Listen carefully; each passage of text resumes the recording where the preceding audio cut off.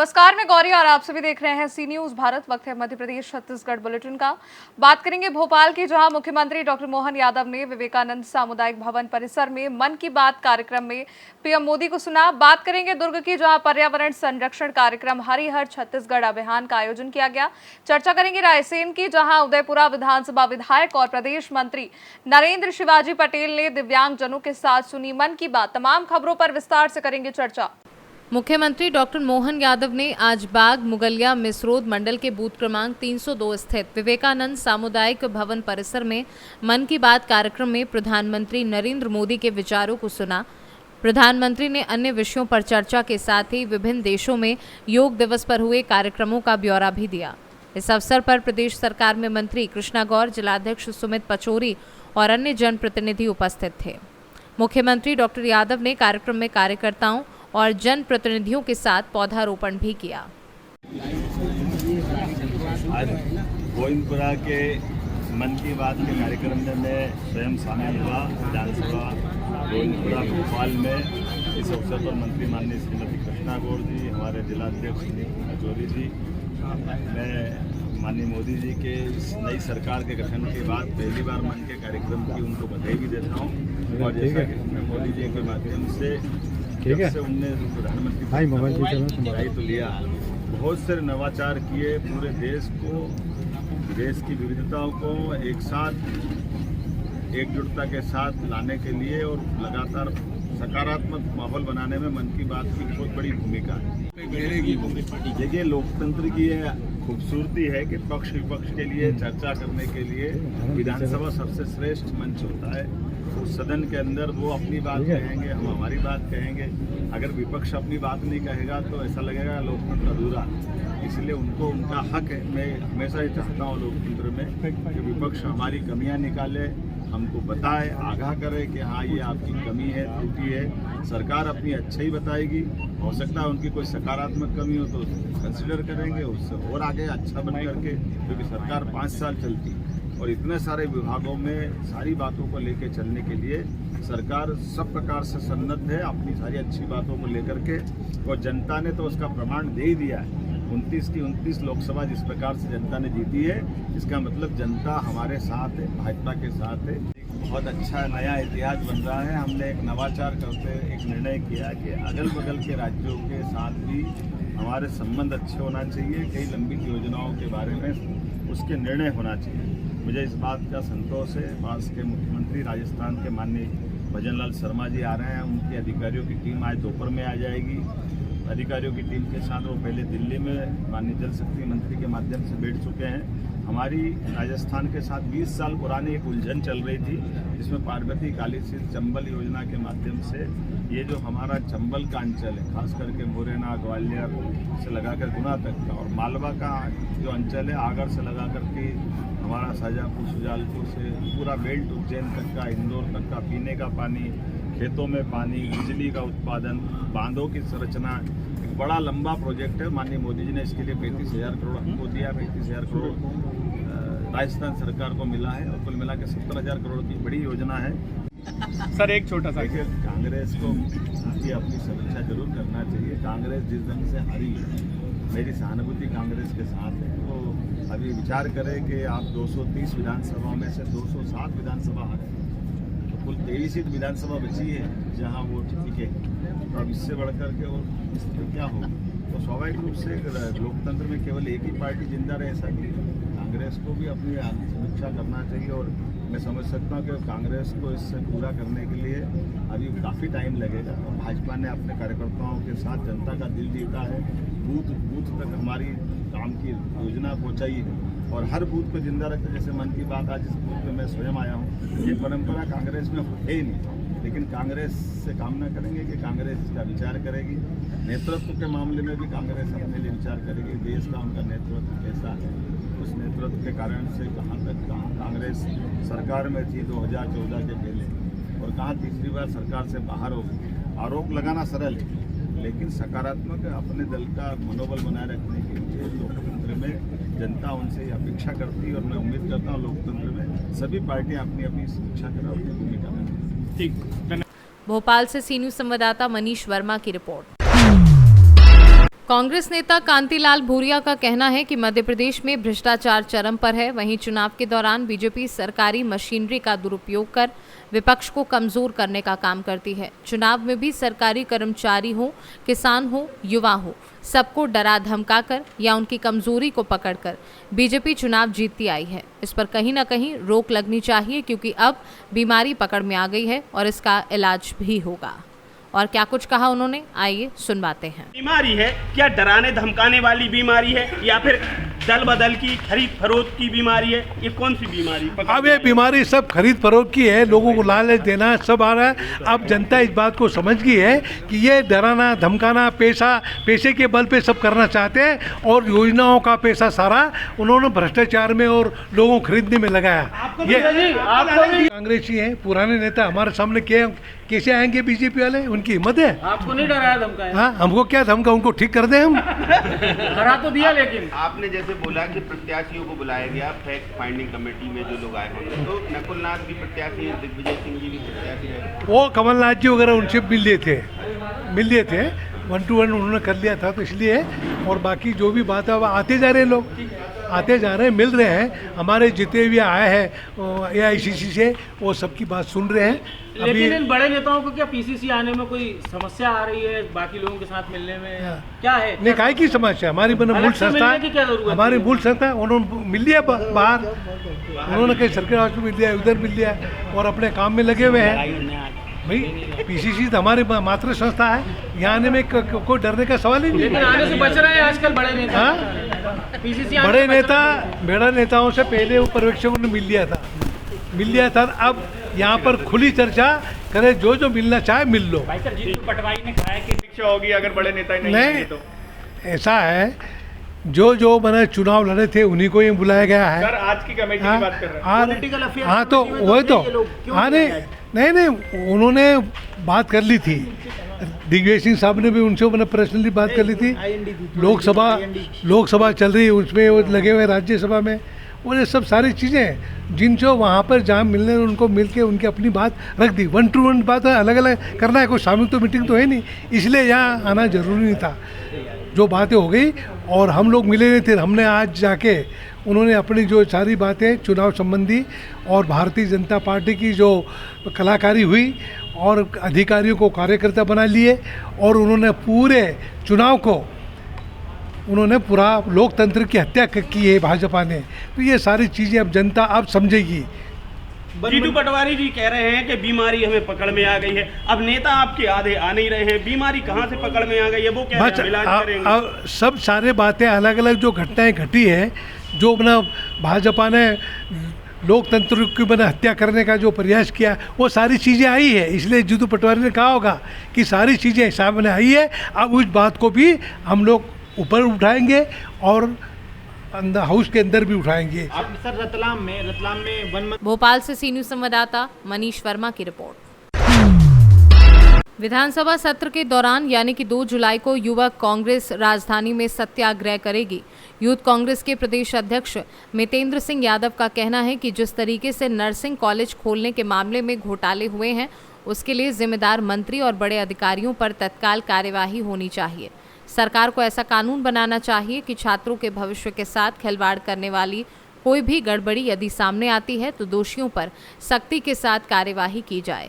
Youth Congress के प्रदेश अध्यक्ष ने कहा कि पेपर लीक और नर्सिंग कॉलेज घोटाले जैसे मामले बगैर बड़े नेताओं के संरक्षण के नहीं हो सकते। इसलिए मुख्यमंत्री को चाहिए कि नेतृत्व के आधार पर तत्कालीन मंत्री विश्वास सारंग का इस्तीफा दिया जाए। हर एक व्यक्ति जो कि रीवा से हो, जबलपुर से हो, सभी जिला अध्यक्ष पदाधिकारीगण आ रहे हैं और हमारा उद्देश्य है कि नर्सिंग घोटाले की आवाज जनता के कानों में गूंजे, हर एक विद्यार्थी के कानों में गूंजे कि आज अगर इस घोटाले को लेके आप जागरूक नहीं हुए, ये तो शुरुआत है इस प्रदेश के अंदर घोटालों की, जो कि बहुत पहले से चल रही है। पर आज अगर कार्रवाई नहीं हुई तो ये घोटाले यूं ही बढ़ते रहेंगे, इन पर कोई लगाम नहीं है और ना लगाम लगाने के लिए कोई प्रणाली अभी तक मुख्यमंत्री जी ने निर्धारित की।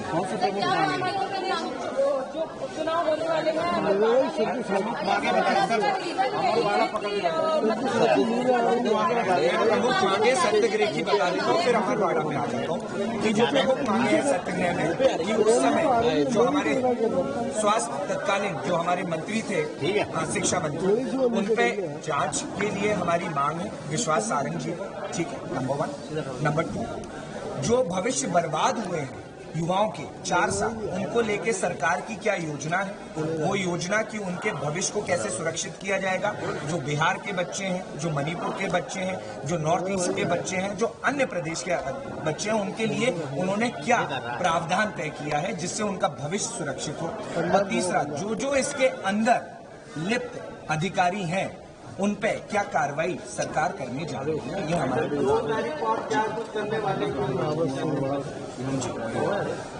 ये ना एक्शन चालू है कि अमरवाड़ा चुनाव का जो रिजल्ट था वो 10 तारीख के पहले ऐसा कोई फेरबदल नहीं होगा।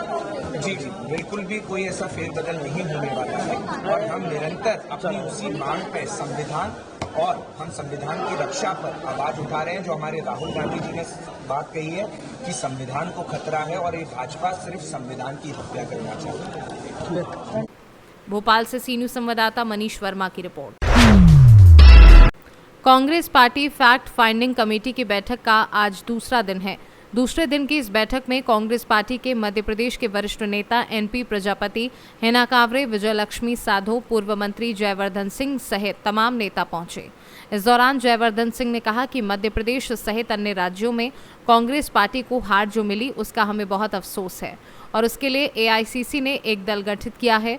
इस दल की जिम्मेदारी पृथ्वीराज चौहान को दी गई है। उनके नेतृत्व में ये ट्रेस किया जा रहा है कि मध्य प्रदेश सहित दूसरे राज्यों में कांग्रेस पार्टी को जो हार मिली है उसकी मुख्य वजह क्या रही है, किस वजह से कांग्रेस पार्टी को हार का सामना करना पड़ा है। इसी दौरान कल होने वाले विधानसभा सत्र को लेकर जयवर्धन सिंह ने बताया कि मध्य प्रदेश सरकार बजट पेश करने जा रही है। बजट पेश करने के पहले सरकार पूरा 1 साल का रोड मैप तैयार करती है, मगर हम लोगों को तो अभी कुछ दिनों पहले ही ये बात पता चली है कि सरकार इस मानसून सत्र में अपना बजट पेश करेगी।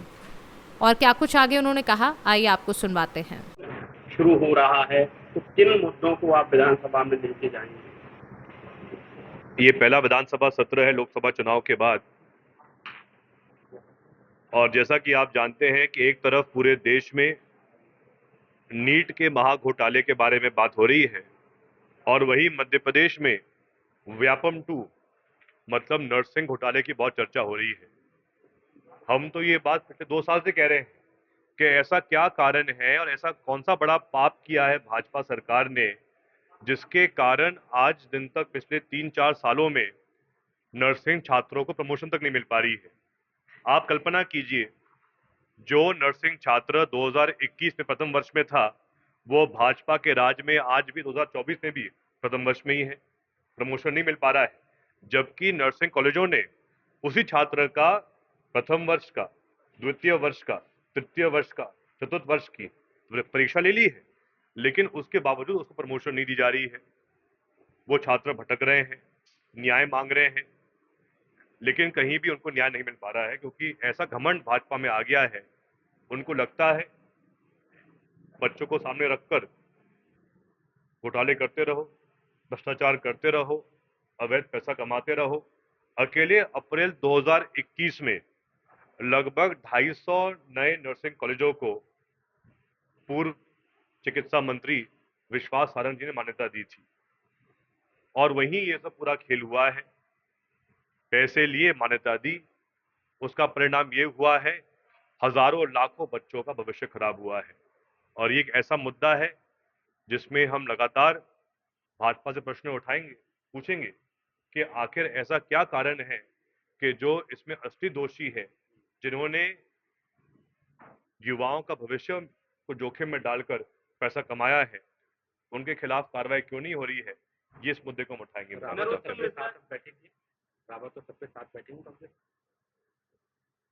देखिए, उन्होंने जो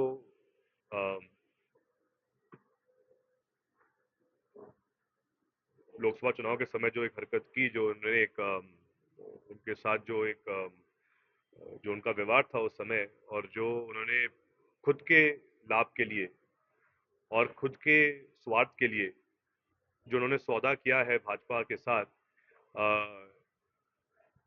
ये हमारे संविधान के अनुरूप नहीं है। सिर्फ धनबल के कारण, खुद के स्वार्थ के कारण उन्होंने ये सौदा किया है भाजपा के साथ। इसको ना तो कांग्रेस और ना जनता कभी स्वीकारेगी। आज शाम को हमारी विधायक दल की बैठक है, उसमें हमारे नेता प्रतिपक्ष उमंग सिंगार जी और हम सब मिलकर, हमारे पीसीसी अध्यक्ष जीतू पटवारी जी, हम सब चर्चा करेंगे कि इस विषय में हमको कैसे आगे बढ़ना चाहिए है। हमारी तो एक ही मांग रहेगी कि तत्काल माननीय विधानसभा अध्यक्ष महोदय दोनों का जिन्होंने ये सौदा किया भाजपा के साथ, हमारी बीना की विधायक महोदय और हमारे विजयपुर के जो विधायक हैं रामनिवास जी, उनका इस्तीफा विधानसभा अध्यक्ष लें और वहां पर जल्द सीट खाली घोषित करके पुनः चुनाव कराया जाए, ये हमारी मांग रहेगी। भोपाल से सी न्यूज संवाददाता मनीष वर्मा की रिपोर्ट। प्रधानमंत्री नरेंद्र मोदी तीसरी बार प्रधानमंत्री बनने के बाद पहली बार आज मन की बात कही। प्रधानमंत्री ने योगा और अन्य विषयों को लेकर विस्तार से बात की। भोपाल सांसद आलोक शर्मा ने आज गुरु नानक मंडल के गोलघर प्रांगण में मन की बात कार्यक्रम में प्रधानमंत्री नरेंद्र मोदी के विचारों को सुना। प्रधानमंत्री ने अन्य विषयों पर चर्चा के साथ ही विभिन्न देशों में योग दिवस पर हुए कार्यक्रमों का ब्यौरा भी दिया। आलोक शर्मा ने इस अवसर पर मेधावी छात्र छात्राओं को छाता मेडल देकर सम्मानित किया। आलोक शर्मा ने कहा कि एक पेड़ मां के नाम अवश्य लगाएं, अपने आसपास स्वच्छता का वातावरण बनाएं, गंदगी नहीं होने दें और पर्यावरण का ख्याल रखें। उन्होंने गोलघर परिसर में स्कूली बच्चों के साथ पौधारोपण किया। आलोक ने भारत को विश्व कप जीतने पर आतिशबाजी की ओर मिठाई खिलाई।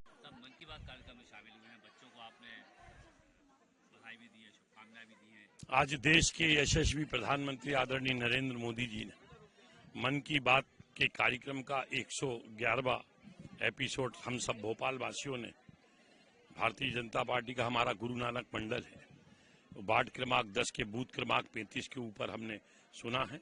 देश के यशस्वी प्रधानमंत्री आदरणीय नरेंद्र मोदी जी ने बताया किस प्रकार से जो योग है, वो योग कहीं ना कहीं हमारे अंदर अनुशासन की भावना देता है। इससे हमारा शरीर और मन स्वस्थ होता है। किस प्रकार से दुनिया के देश बना रहे हैं उसके बारे में बताया। किस प्रकार से केरल में आदिवासी बहनें छाते बना रही हैं, किस प्रकार से आंध्र प्रदेश में कॉफी का प्रचलन चल रहा है, कॉफी पैदा हो रही है। इस प्रकार की जानकारी उन्होंने हमको दी है। मैंने आज यहाँ पे सभी जो स्कूल के 10वीं और 12वीं क्लास के मेधावी छात्र छात्राएं थे, प्रतिभाशाली बच्चे थे, उनका आज हमने सम्मान किया है। चूंकि मानसून आने वाला है तो सबको छतरी भी भेंट की और सभी बच्चों से यही कहा कि मन लगाकर पढ़ें और अपना नाम रोशन करें, अपने माता पिता का नाम रोशन करें, अपने स्कूल का नाम रोशन करें और अपने भोपाल का नाम रोशन करें। आने वाला समय चूंकि मानसून का है तो हमने हमारे भोपाल की जनता जनार्दन ने स्वच्छता में देश में दूसरे नंबर पे तो लाए हैं। देश की सबसे स्वच्छतम राजधानी भोपाल बना है। मैंने बच्चों से कहा है कि आने वाले समय में ये प्रधानमंत्री जी ने सभी देशवासियों का जो आह्वान किया है कि एक पेड़ अपनी माँ के नाम पे जरूर लगाएं। आपका जब भी जन्मदिन हो, आपका बर्थडे हो, सभी बच्चों से आग्रह किया है कि एक वृक्ष, एक पौधा जरूर लगाएं। इससे हमारा भोपाल ग्रीन भोपाल बनेगा।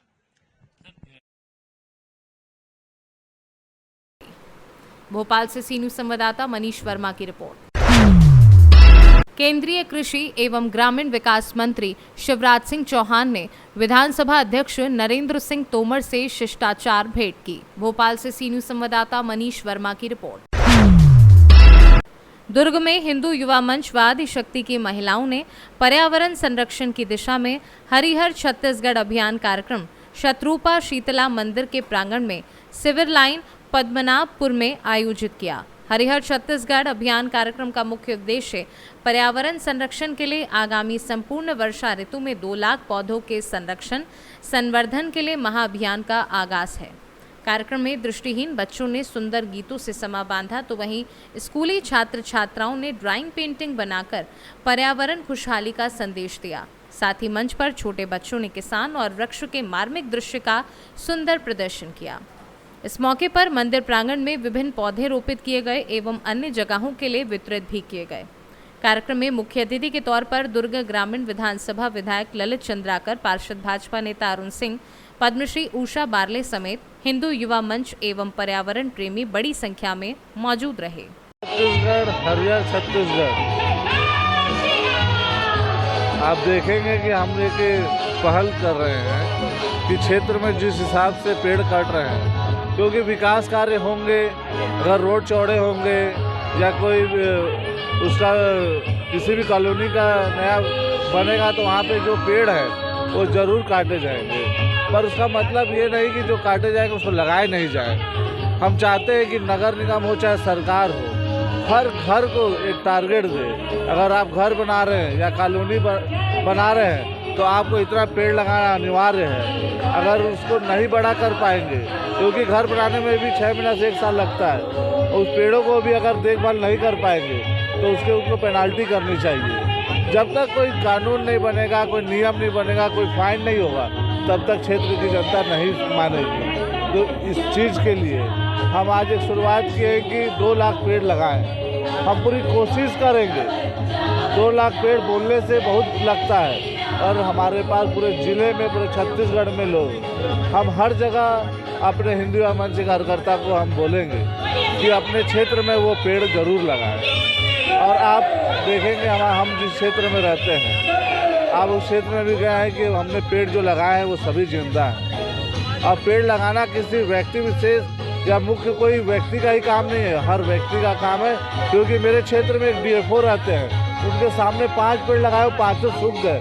अगर इस प्रकार का रहता कि कोई व्यक्ति की जवाबदारी है तो उस जवाबदारी में तो सबसे पहले वो आते हैं, फिर भी उन्होंने वो अपनी पूरी नहीं की और हम कर रहे हैं। तो इसी तरह हर व्यक्ति को इस कार्य को कराना है।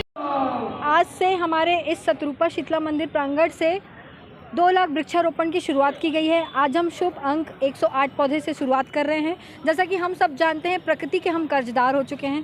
प्रकृति से हमें बहुत कुछ मिला है। आज हमारी बारी है कि हम प्रकृति का कर्ज चुकाएं।